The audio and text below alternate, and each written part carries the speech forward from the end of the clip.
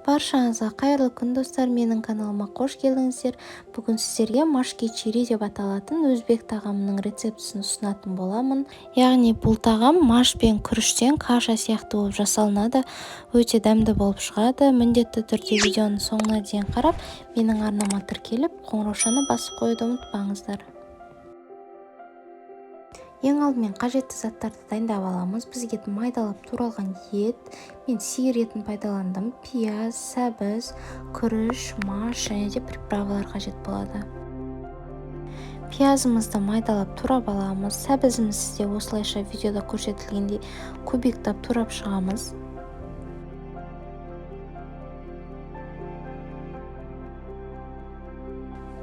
Қазанға май құйып, жақсылап қыздырып, үстінен етті саламыз да жақсылап қуырып аламыз.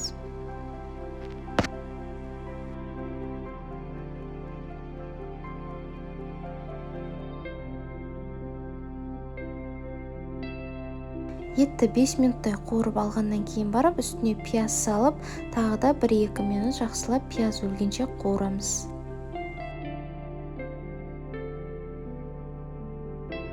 Үстінен сәбіз салып, тағы да 2 минуттай қуырып жібереміз.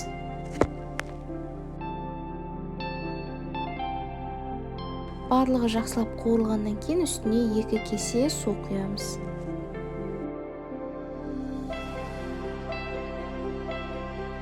Су құйғаннан кейін барып, сол сәтте жақсылап жуып тазаланған машты саламыз.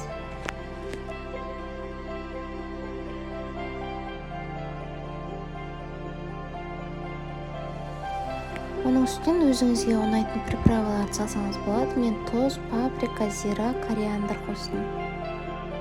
Бетін жауып, жақсылап бір қайнатып аламыз. Бір қайнап шыққаннан кейін барып, астын төмен отқа қойып, маш осылай жарылғанша 40 минут шамасында баяу отта қайнатамыз.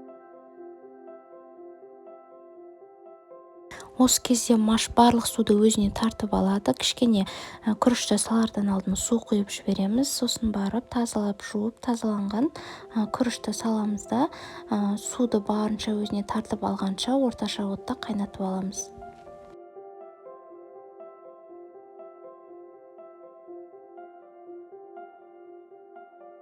Мына осылайша видеода көріп тұрғандарыңыздай күріш барлық суды өзіне тартып алғаннан кейін барып, астын төмен отқа қойып, жарты сағатқа демдеп қоямыз.